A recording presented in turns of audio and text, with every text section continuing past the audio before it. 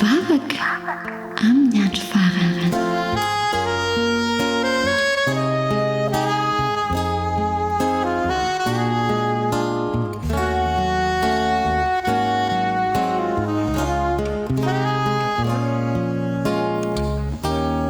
Faly miarabantsika rehetra nitratrizao andro manokana izao indray mivavaka manomana isianao hiatrika ny toejavatra.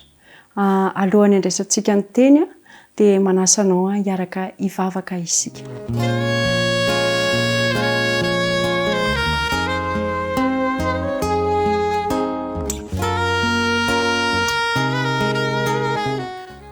Rainay be fitiavana tsara fo indrindra ny an-danitro, miantso ny anara-pitiavanao izahay amin'izao ora sy fotoana izao, ary mitalao miangavy an-tanandro mba andrakotra anay amin'ny akanjom-pahamarinan'i Jesosy Kristy zokinay, ka ny vavaka izay asandratra dia hoanitra ka sitrano amin'ny sisa fiandriananao.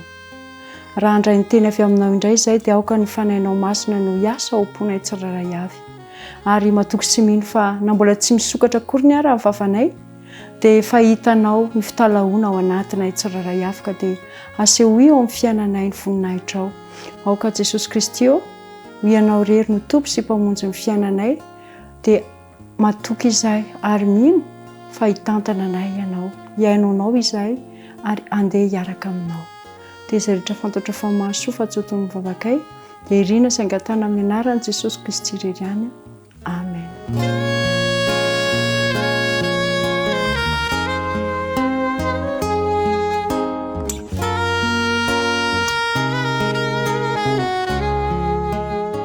Vavaka manomana aisenao hiatrika toejavatra.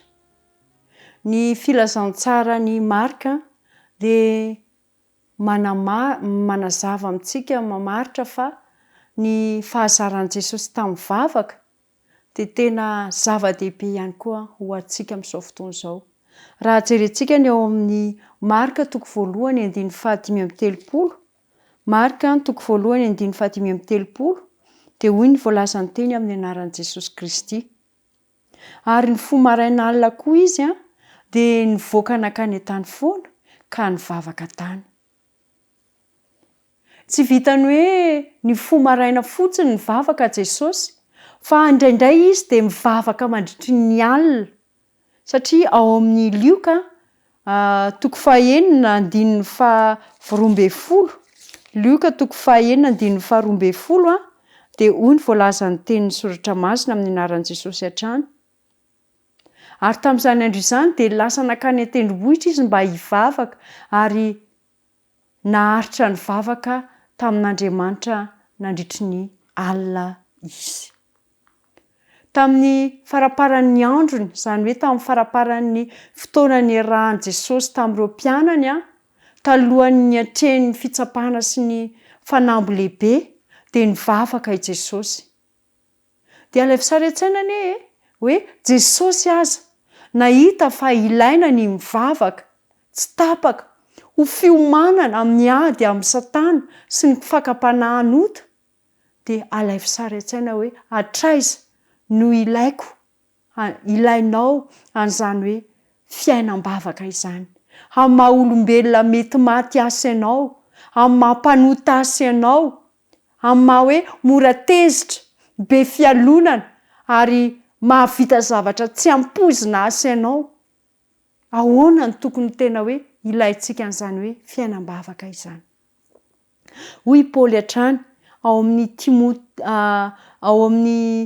Timoty voalohany toko faharoa andininy faha-1 ka hatramin'ny faha-3.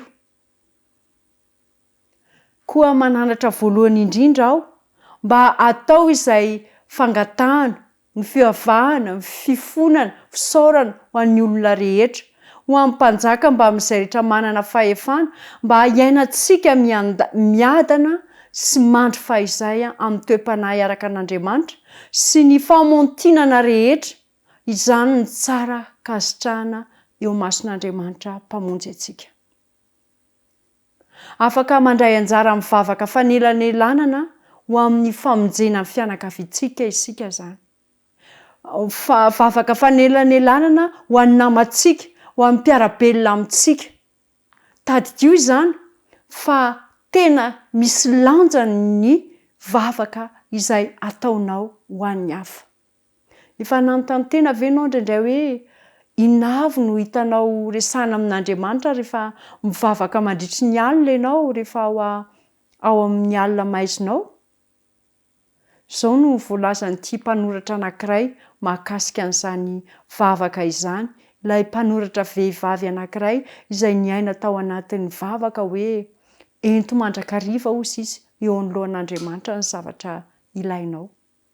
Ny fifalianao, ny fahorianao, ny fanahinao, ny tahotrao, tsy ahasasatra na ahavalaka an' Jesosy mihitsy ny anaovanao izany. Satria ny fony feno fitiavana dia mangoraka noho ny fahoriantsika. Tsapan'io zavatra trehanao io. Eny, na dia noho ny fitantarantsika an'ireny fotsiny ary.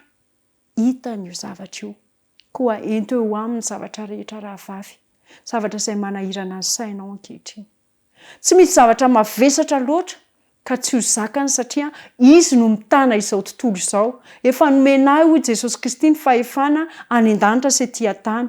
Izy no manapaka ny raharaha rehetra amin'izao tontolo izao.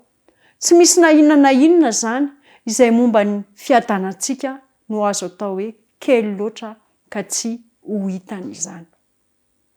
Tsy misy toko ao amin'ny zava-miatra amintsika atao hoe maizina loatra ka tsy ho voavakiny ary tena tsy misy mihitsiny izay zavatra manahirana antsika ka tsy ho hainy vahana. Tadidio fa tsy misy loza mahazo miatra na amin'izay kely indrindra amin'ny zanatsika. Tsy misy tebiteby mampijaly ny fanahy, tsy misy fifaliana mamiramirana, tsy misy fivavahana marina mivoaka ny vava izay tsy voadiniky ny raintsika izay ny an-danitra. Na tsy manaitra azy miaraka amin'izay. Tsarovy fa rehefa mahatsiaro ny torotoro fo izy sy mameno feriny dia aneo ny voninahiny izay. Tsapan'i Jesosy io ianao torotoro fo io ary ho feheziny ny ferinao. Ny firaisan'Andriamanitra sy ny fanahy tsirairay avy izany dia miavaka sy feno indrindra. Ohatrany hoe tsy misy fanahy fa tsy ianao rery ihany nanomezany zanany lahatokana rehefa tena tafaray aminy zasy ianao. Koa andeha isika hanao fanandramana aminy satria tiany loatra ange ianao e. Tena tiany loatra ianao. Eny ny fitalaonao io. Mampahatsiahy antsika mandrakariva i Paoly ao amin'ny Filipiana 4:4-5 sy ny 7. Filipiana 4:4-5 sy ny 7 amin'ny anaran'i Jesosy Kristy hoe aza manana inona na inona. Fa aoka ny fivavahana sy ny fifonana mba amin'ny fisaorana no entinareo manambara ny fangatanareo amin'Andriamanitra amin'ny zavatra rehetra. Ary fiadanan'Andriamanitra izay mihoatra no ny fahalalana rehetra hiaro ny fonareo sy ny hevitrareo ao amin'ny Kristy Jesosy. Ento mandrakariva eo alohan'Andriamanitra izany zavatra ilainao. Ho ento eo amin'ny fifalianao, ny fahorianao, ny farahinao ary ny tahotrao. Tena tsy ahasasatra azy mihitsy raha vavy na havalaka anazy ny anaovanao izany. Ary tsy hanao tsinontsina izay ilain'ny zanakitsika izy satria voaisany volondohantsika dikan'izay manam-potoana ho azy ho anao izy. Ny firaisan'Andriamanitra sy ny fanahy tsirairay avy izany hoe zasy ianao dia miavaka sy feno indrindra. Ary tsarovy fa tena tiany tokoa zasy ianao. Ahoana ary ny amin'izany vavaka fanelanelanana izany? Inona ny azontsika ianarana momba mivavaka tao amin'ireo izay tena akaiky antsika? Raha miteny amin'ny olona iray ianao izany hoe mivavaka ho anao rahavavy na hoe mivavaka ho anao ranadahy na ho an'ireo izay mpikirakira Facebook ohatra de mahita sary anankiray ianao na mahita olona anankiray mampalahelo ianao de mametraka an'ilay tanana mivavaka tahaka izao iny. Tsarovy fa tsy fombafomba fotsiny ny anaovana an'ireny hoe mivavaka ho anao reny fa mila tanterahana zany, mila aseho zany hoe tena mivavaka marina ho an'ilay olona ianao. Koa ankehitriny raha mandalo an-tsainao ny anaran'ny olona anankiray de manokana fotoana ianao hivavahana ho azy amin'izao rasy fotoana izao. Aoka isika hifampivavaka, hifampitondra marina eo anatrehan'Andriamanitra amin'ny finoana velona fa tena iray ao amin'ny Kristy. Azontsika tao koa ny mitalao amin'Andriamanitra mba handinika amin'ny fontsika ary aneo amintsika raha misy zavatra mety manafitohina azy ny toetra eo amin'ny fisainantsika sy ny ataontsika. Hoy ny voalaza ny teny eo amin'ny Salamo 7:100, 7:20 sy ny 420 amin'ny anaran'i Jesosy hoe: dinio aho Andriamanitra ary fantaro ny foko, izaho toetra aho ary fantaro ny eritreritro, ary izaho na misy lalana mampahory ato anatiko de tario amin'ny lalany mandrakizay aho. Tian'Andriamanitra zany isika hivavaka ho an'ny olona manokana, mpifanolo-bodirindrina amintsika amin'ny namantsika. Rehefa mivavaka ho an'ny fanahy anankiray isika de tsarovy fa anantona an'i Kristy.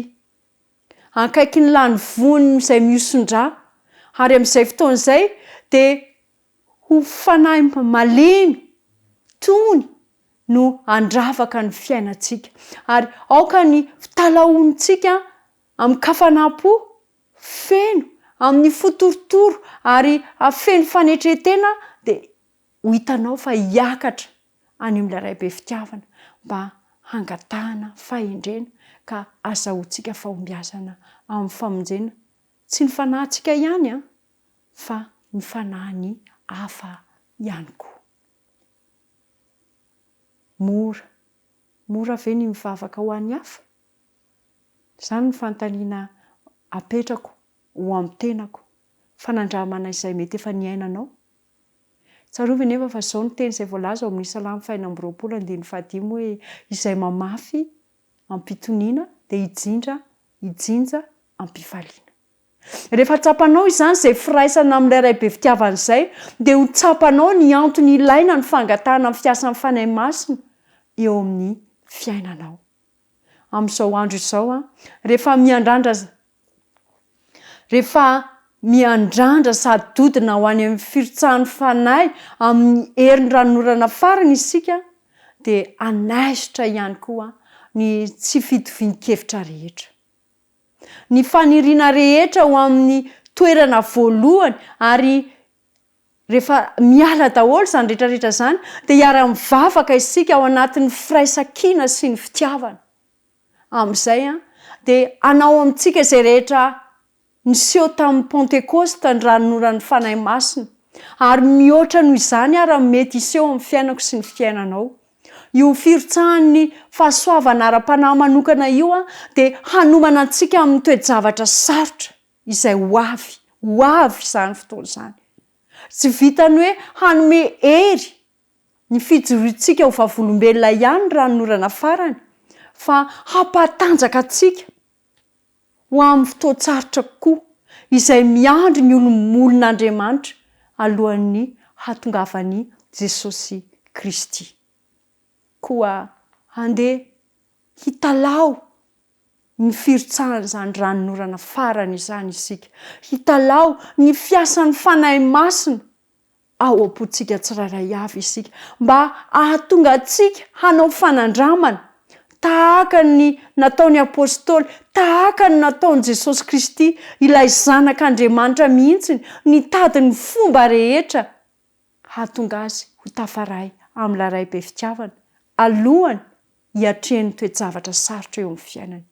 Manasanao ataovy lara-pahamehana ny firaisana amin'i Jesosy Kristy isan'andro. Tena misy taona ianao tena ajanony avokoa ny zavatra rehetra izay mampiasa sainanao dia mandoale mitalaho ary ho hitanao ho azonao antoka ny vahaolany fahombiazana, ny famonjeny anao, ny famikirany anao, ny famafany ny ranomasonao eo amin'ny fiainanao. Ny tompony hitahanao ary ianao fanandramana manokana miaraka amin'ny zasy ianao amin'ity androandroany ity. Miaraka mivavaka isika.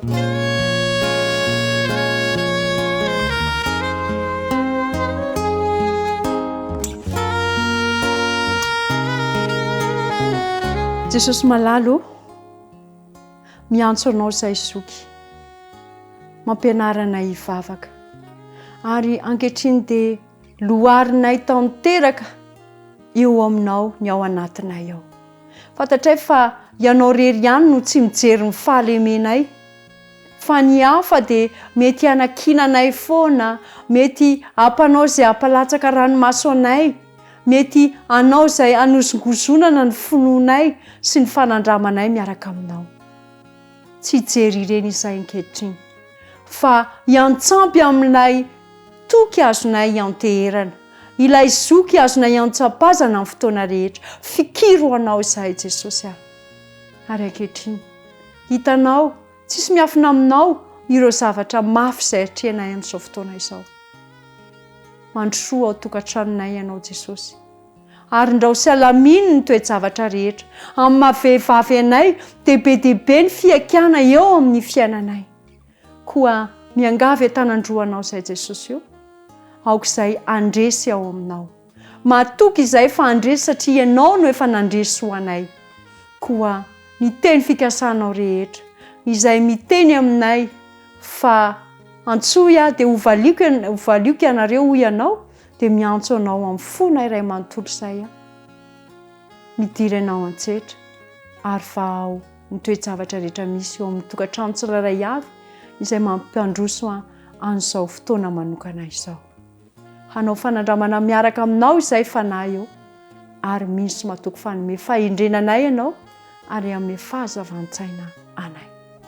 Ka nivavaka fitalahoana rehetra dia hoanitra kasitrahana eo amin'ny seza fiandrianana ray be fitiavana ary hamaly anay araka ny fitiavanao tokoa ny ianao ray malala. Tononona, saingatahana noho ny amin'ny anaran'i Jesosy Kristy irery ihany izany vavaka izany. Amen.